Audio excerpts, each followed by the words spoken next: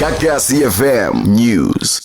Good afternoon KZN kwiGagasi FM Fast Lane ake sigijime siyokubhekela nathi nge-Fast Lane ukuthi kwenzakalani emgaqweni this afternoon usazophuma nje noma mhlawumbe you are already making your way towards ekhaya ama ukuthi ke you're gonna pass by eThekwini laphana ke ku-Fleet Street kanye no-Pine Street ama-robots awasebenzi. Stop for a second to make sure ukuthi ke it's safe to proceed or proceed if it's safe to do so while we're still waiting for ama-officials ukuthi ke assist rather kuleyo ndawo. Kunesiminyaminya laphana ke u-N2 southbound from laphana ke Isibaya interchange expect ama-delays makuthi ke uzodlula ngaleyo ndawo. Do you remember we spoke about i-truck laphana ke ephukile ku-N3 northbound after Cliffdale exit? Now it's clear, drive carefully makuthi uzodlula ngakuleyo ndawo. Also ngale kwalokho kunama-roadworks enzaka laphana ke ku-N2 northbound after nje uKing Shaka left shoulder is closed. Lindela ama-delays nakhona ke ukubambezeleka makuthi uzodlula ngalapho. For the sake of more traffic update, follow us on X at Gagasi FM Traffic. In 15 minutes, I will be back with more traffic.